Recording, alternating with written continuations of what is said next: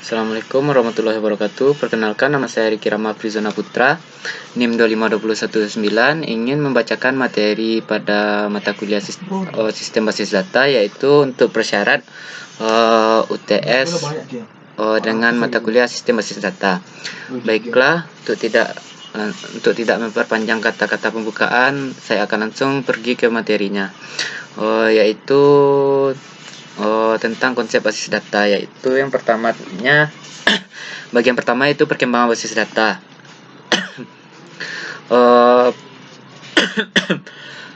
Pada awal tahun 1960, Charles Babbage di perusahaan General Electric mendesain generasi pertama DBMS yang disebut penyimpanan data terintegrasi, yang disebut integrasi data store. Dasar untuk model jaringan terbentuk lalu distandarisasi oleh Conference on Data System Language yang disebut atau disingkat dengan CODASIL. Kemudian Babbage menerima CM Turing Award atau yang disebut penghargaan semacam Nobel pada ilmu komputer pada tahun 1973.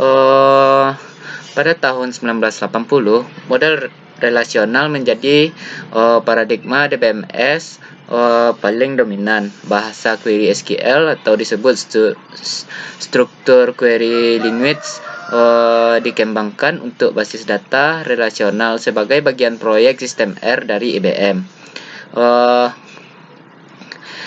SQL distandarisasi di akhir tahun 1980 dan SQL 92 diadopsi oleh American National Standard Institute atau disingkat ANSI dan International Standard Organization dan disingkat juga sebagai ISO. Program yang digunakan untuk eksekusi bersamaan dalam basis data disebut transaksi. Pada akhir tahun 1980 dan permulaan tahun 1990, banyak bidang sistem basis data dikembangkan. Penelitian di bidang basis data meliputi bahasa query yang powerful, model data lengkap, dan penekanan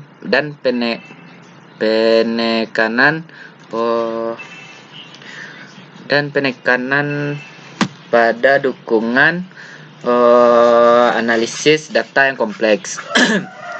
Sistem diperluas dengan kemampuan menyimpan tipe data baru, misalnya image dan teks, serta kemampuan query yang kompleks. Selanjutnya yaitu definisi basis data. Basis adalah gudang atau markas atau tempat berkumpul, tempat bersarang. Data adalah referensi fakta dunia nyata yang mewakili suatu objek seperti manusia, benda, kejadian, dan lain-lain, yang disimpan dalam bentuk teks, angka, gambar, bunyi, simbol, atau kombinasinya.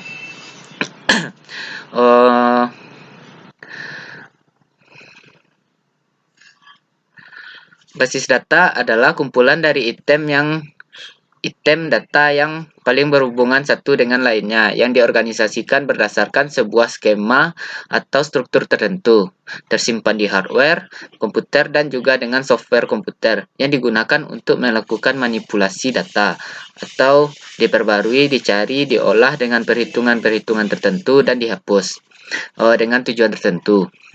Yang materi selanjutnya yaitu sistem basis data. Sistem basis data adalah sistem yang terdiri atas kumpulan tabel yang saling berhubungan dan kumpulan program yang memungkinkan beberapa pemakai atau program lain untuk mengakses dan memanipulasi tabel-tabel data tersebut.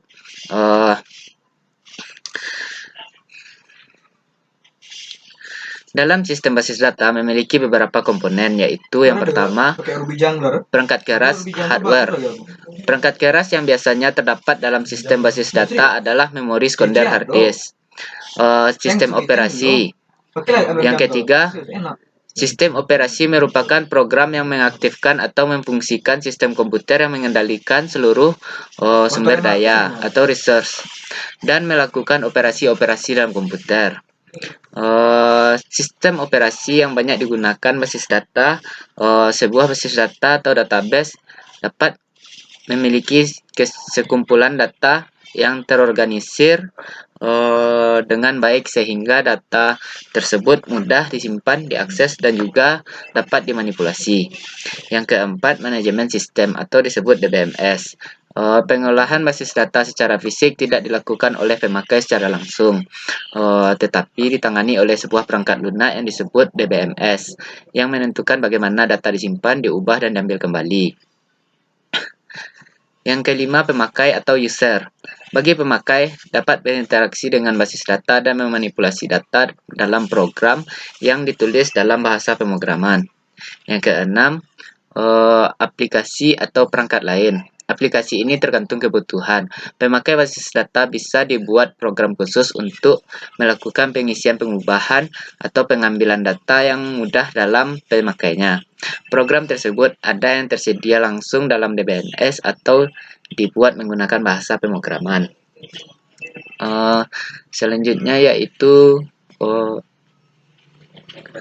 tujuan basis data. Tujuan basis data terdiri dari beberapa hal. Yang pertama yaitu mengatur data atau mengorganisasikan data agar dapat diperoleh kemudahan, kecepatan, dan ketetapan dalam pengambilan kembali. Tidak ada duplikasi data sehingga konsistensi data mudah dijaga. Yang ketiga, data terintegrasi. Yang keempat, data tidak tergantung pada program aplikasi sehingga pemeliharaan program aplikasi mudah dilakukan.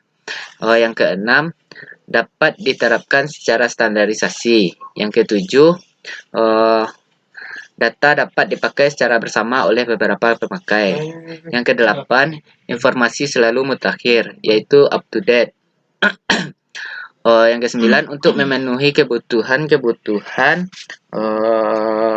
konten informasi dari pengguna dan aplikasi-aplikasi tertentu. Yang 10, untuk memenuhi yang ke-10 yaitu untuk menyediakan struktur informasi yang alami, mudah dan mudah dipahami. Yang terakhir, mendukung kebutuhan pemrosesan dan objektivitas kinerja, yaitu terdapat waktu respon, waktu pemrosesan, dan ruang penyimpanan. Baiklah, selanjutnya yaitu manfaat basis data. Yang pertama, kecepatan dan kemudahan atau disebut speed. Memungkinkan kita untuk dapat menyimpan dan melakukan perubahan atau manipulasi terhadap data atau menampilkan kembali data tersebut dengan lebih cepat dan mudah. Yang kedua, kebersamaan pemakaian atau shareability. Pemakai basis data tidak terbatas. Pengisian data dapat dilakukan oleh beberapa orang dalam satu lokasi. Yang ketiga, pemusatan kontrol data atau kontrol. Data yang ada menjadi terpusat pada suatu tempat penyimpanan, sehingga kita dapat mengaksesnya kapan saja. Yang keempat, efisiensi ruang penyimpanan atau space. Tidak adanya redundansi, sehingga efisiensi atau optimalisasi penggunaan ruang penyimpanan dapat dilakukan. Penekanan jumlah redundansi data dilakukan dengan menerapkan sejumlah pengkodean atau membuat reaksi antar kelompok data yang saling berhubungan. Yang kelima, keakuratan atau akurasi. Pemanfaatan pengkodean dengan batasan tertentu yang membuat suatu data menjadi unik dan berbeda dengan yang lain, sehingga ketika menyimpan data tidak akan ada data yang sama dalam penyimpanannya. Yang keenam, ketersediaan atau availability. Karena kepentingan pemakaian data, sebuah basis data dapat memiliki data yang disebar di banyak lokasi dengan memanfaatkan teknologi jaringan komputer. Data nasabah yang berada di suatu cabang sebuah bank dapat diakses menjadi tersedia atau availability di cabang lainnya. Kelengkapan atau competence. Data yang diinput ke dalam sebuah basis data memiliki ruang yang besar sehingga dapat dimasukkan dalam jumlah yang banyak sesuai dengan kebutuhan pengguna.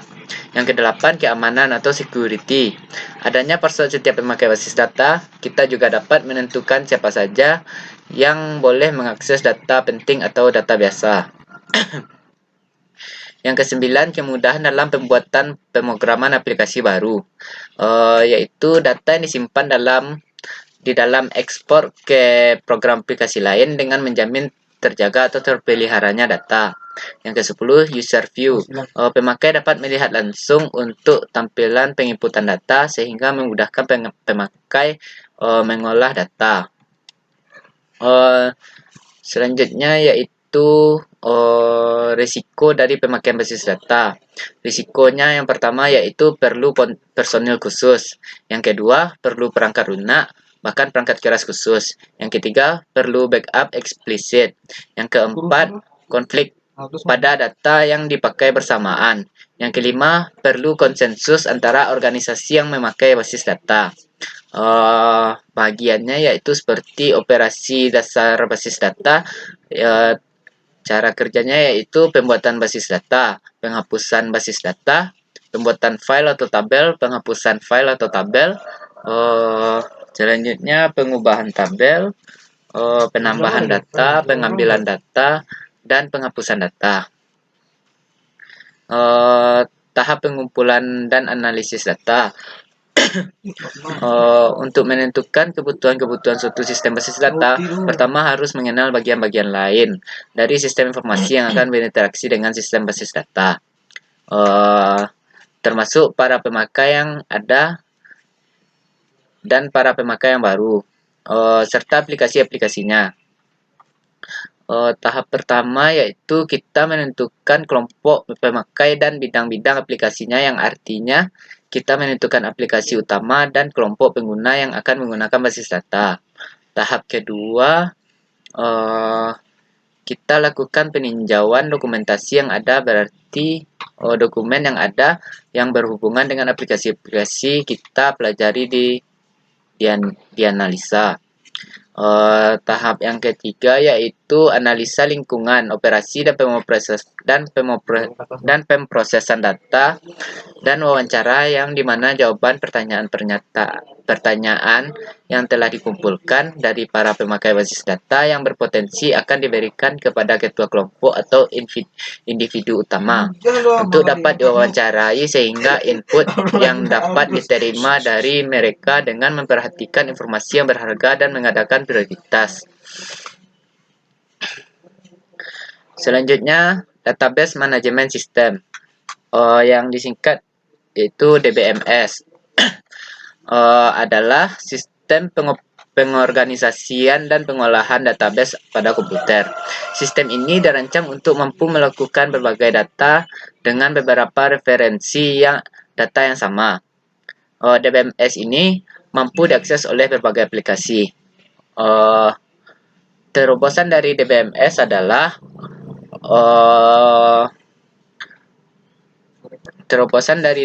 adalah Relational Database Management System atau RDBMS, yang mengorganisasikan data dalam satu struktur dan memaksimalkan berbagai cara serta menghubungkan antar kumpulan data yang disimpan dalam database. Terobosan berikutnya adalah distribusi Relational Database Management System atau DRD-BMS. Dengan DRD-BMS memungkinkan informasi berada pada baris data di lokasi yang berbeda atau didistribusikan dan direferensikan, diperbarui dan akses dari semua lokasi.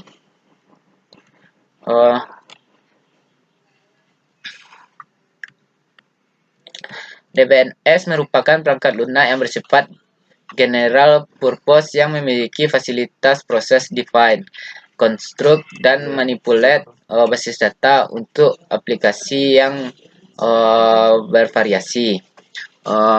Pengertiannya dari define yaitu fungsi untuk melakukan spesifikasi tipe data, struktur, dan constraint data yang akan disimpan dalam basis data. Yang kedua, construct yaitu fungsi untuk melakukan proses penyimpanan data ke dalam beberapa media penyimpanan yang dikontrol DBMS. Yang ketiga, manipulate, fungsinya untuk melakukan query atau memanggil data, update data, dan menghasilkan laporan yang berasal dari basis data. Perbedaannya yaitu perbedaan antara basis data dan DBMS, yaitu basis data dan DBMS sangat diperlukan dalam konsep basis data. Namun secara artian keduanya itu berbeda. Jika basis data adalah data atau rekor dari data-data, sedangkan DBMS adalah aplikasi untuk mengelola data atau rekor tersebut. Dan juga untuk menambahkan data, menghapus, mengubah, dan menampilkan database itu sendiri. Selanjutnya yaitu komponen DBMS yang hardware-nya yaitu perangkat keras yang digunakan tergantung dengan kebutuhan sistem dan kegunaan DBMS itu sendiri. Yang software-nya yaitu perangkat lunak di sini adalah DBMS berikut seperti sistem operasinya, termasuk perangkat lunak pendukung jaringan jika database tersebut terletak dalam suatu jaringan. Prosedurnya yaitu instruksi dan pengaturan yang mengatur desain dan penggunaan database. Seperti penggunaan program aplikasi dan fasilitas yang ada, membuat backup database, dan sebagainya. Elemen utama DBMS yaitu ada beberapa seperti data pengguna, metadata, indeks, metadata aplikasi.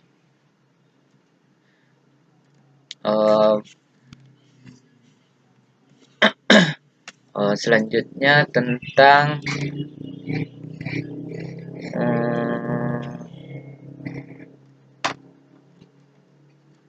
DML yaitu Data Manipulation Language, merupakan suatu paket DBMS yang memperbolehkan pemakai untuk mengakses atau memanipulasi data sebagaimana yang telah diorganisasikan sebelumnya dalam model data yang telah atau data yang telah diorganisasikan atau data yang tepat. Dengan DML kita akan dapat mengambil informasi yang tersimpan dalam basis data, menyisipkan informasi baru dalam basis data, menghapus informasi tabel. Terdapat dua tipe DML yaitu prosedural dan non-prosedural. Yang prosedural DML yaitu membutuhkan pemakai untuk menspesifikasikan data apa yang dibutuhkan dan bagaimana cara mendapatkannya. Contoh bahasa prosedural adalah DBase3, Foxbase, FoxPro. Sedangkan non-prosedural DML membutuhkan pemakai untuk spesifikasikan data apa yang dibutuhkan tanpa harus tahu bagaimana cara mendapatkannya. Contoh bahasa non-prosedural adalah SQL atau QBA, yaitu contoh perintah DML misalnya insert, select, update, dan delete. Dalam bahasa query dikenal juga dengan DCL atau Data Control Language yang merupakan bahasa pengendali data yang digunakan untuk melakukan operasi otorisasi terhadap pengaksesan data dan mengalokasikan ruang. Contoh perintahnya misalnya grant, revoke, commit, dan rollback. Tipe file DBMS yaitu ada beberapa tipe file DBMS. Yang pertama yaitu file induk. File induk acuan, file induk atau master file terbagi dua macam, yaitu file induk acuan yang rekornya relatif statis, jarang berubah nilainya. Misalnya file daftar gaji atau file mata kuliah. Yang kedua file induk dinamik. File induk yang nilai dari rekor-rekornya sering berubah atau sering dimutakhir atau update sebagai hasil dari suatu transaksi, misalnya file induk data barang yang setiap saat harus diupdate bila terjadi transaksi. Yang kedua yaitu file transaksi. File ini bisa disebut file input yang digunakan untuk merekam data hasil dari transaksi yang terjadi. Yang ketiga file laporan. File ini bisa disebut output file, yaitu file yang berisi informasi yang akan ditampilkan. Yang keempat, file sejarah. File ini bisa disebut file arsip. Merupakan file yang berisi data masa lalu yang sudah tidak aktif lagi, tetapi masih disimpan atau direkap sebagai arsip. Yang kelima, file pelindung atau backup. File ini merupakan salinan dari file-file yang masih aktif dan ada di dalam database pada suatu saat tertentu. File ini digunakan sebagai pendukung atau cadangan bila file database yang aktif mengalami kerusakan atau hilang. Selanjutnya, bab 2 yaitu basis data relasional. Yaitu merupakan suatu cara untuk mengolah data secara fisik dalam memori. Basis data relasional menggunakan dua tabel dimensi yang terdiri atas baris dan kolom untuk memberi gambaran sebuah berkas data. Untuk menerapkan sebuah basis data atau yang terdiri atas sejumlah tabel yang saling berhubungan, dibutuhkan perangkat lunak atau software khusus. Perangkat lunak ini disebut sebagai sistem pengolah basis data. Keunggulan sistem basis data relasional ini yaitu yang pertama, bentuknya sederhana. Yang kedua, mudah untuk melakukan berbagai operasi data. Istilah dari kata sistem basis data relasional ini yaitu yang pertama, relasi. Relasi yaitu sebuah tabel yang terdiri dari beberapa kolom dan beberapa baris. Atribut yaitu kolom pada sebuah relasi. Yang ketiga, tupel atau baris pada sebuah relasi. Yang keempat, domain. Domain yaitu kumpulan nilai yang valid satu untuk atau lebih atribut. Yang kelima, derajat, yaitu derajat adalah jumlah atribut dalam sebuah relasi.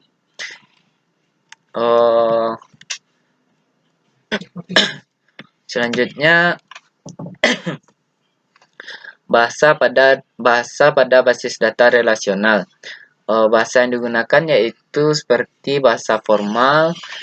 Bahasa formal itu terdiri dari dua, yaitu bahasa aljabar relasional, kalkulus relasional. Yang kedua, bahasa komersial seperti QL, QBE, SQL.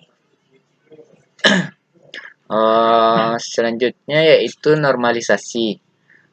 Normalisasi itu adalah suatu proses memperbaiki atau menggabungkan dengan model data relasional, dan secara umum lebih tepat dikoneksikan dengan model data logika.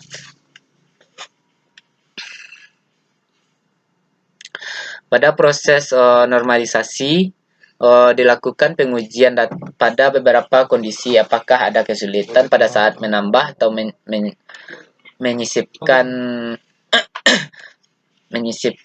menghapus, mengubah, atau mengakses pada suatu basis data.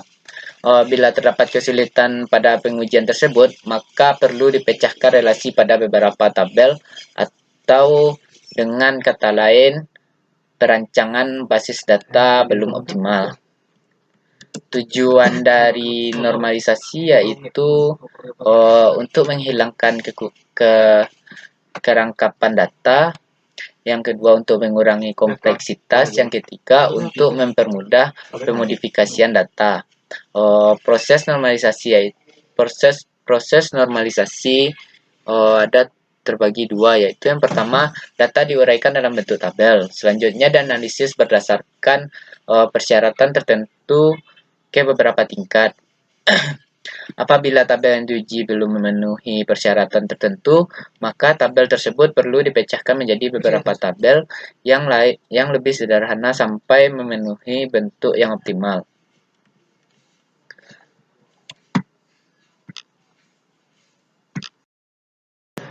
Baiklah, selanjutnya kita pergi ke bab 3, yaitu siklus hidup dan perancangan basis data. Perencanaan database, yaitu database planning, merupakan aktivitas manajemen yang memungkinkan tahapan data dari database application life cycle direlasikan seefektif efisien mungkin. Perencanaan database harus diintegrasi dengan keseluruhan strategi sistem informasi dan organisasi.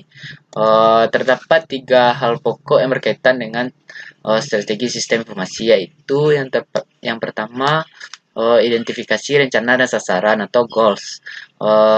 Yang kedua, evaluasi sistem informasi yang ada untuk menetapkan kelebihan dan kekurangan yang dimiliki.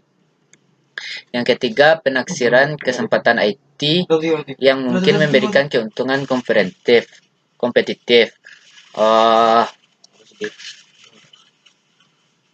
Definisi sistem, yaitu sistem definisi, menjelaskan batasan-batasan dan cakupan dari aplikasi database dan sudut pandang user atau user view yang utama.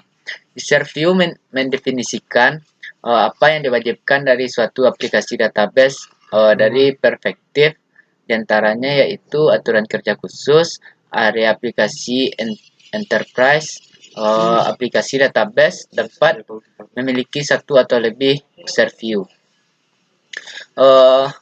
Identifikasi user view membantu memastikan bahwa tidak ada user utama dari satu database yang terlupakan ketika pembuatan aplikasi baru yang dibutuhkan. User view juga membantu mengembangkan aplikasi database yang rumit atau kompleks, memungkinkan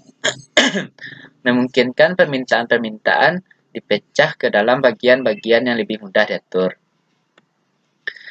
Selanjutnya, analisis dan pengumpulan kebutuhan.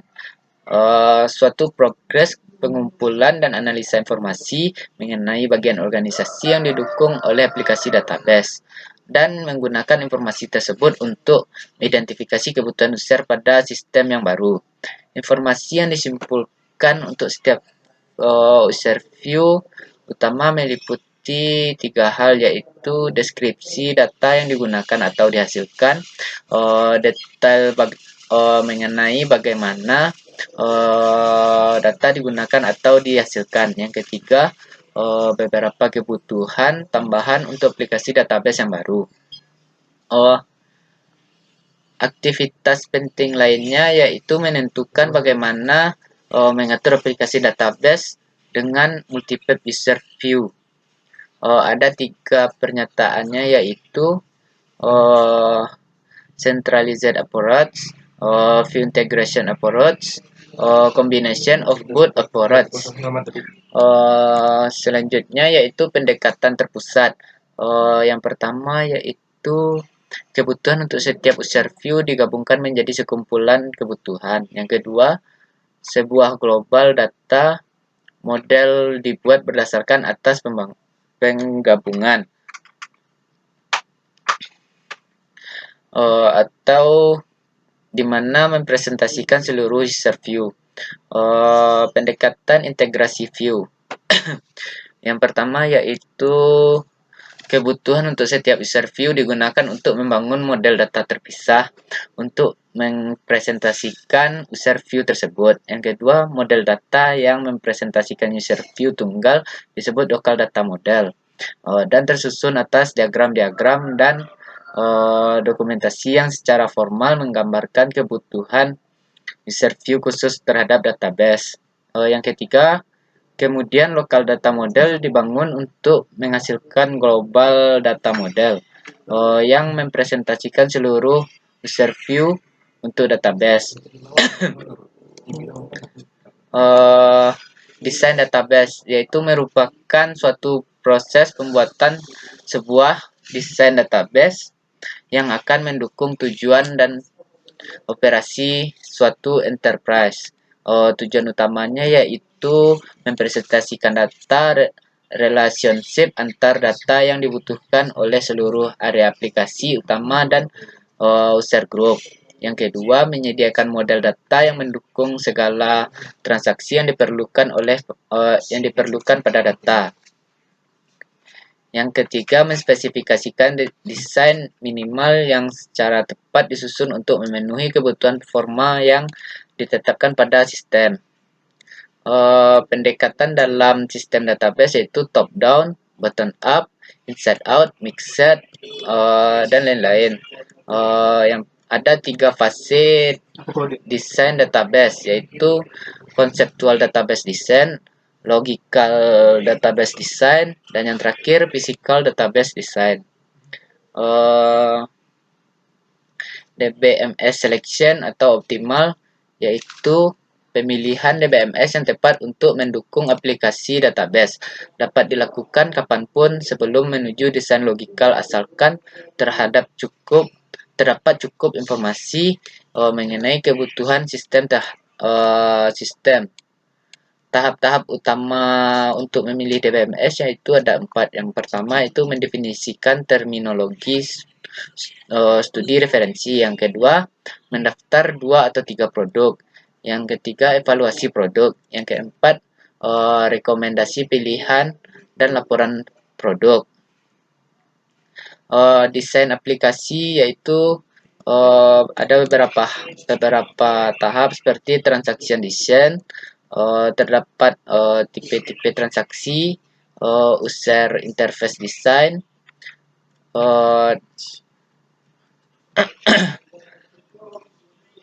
selanjutnya yaitu prototyping atau optimal, di mana membuat model kerja suatu aplikasi database. Tujuan utama dari pembuatan prototyping yaitu untuk mengidentifikasi fitur dari sistem yang berjalan dengan baik atau tidak.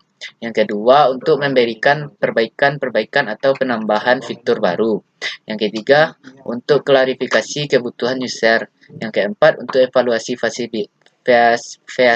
visibilitas atau kemungkinan yang akan terjadi dari desain sistem khusus.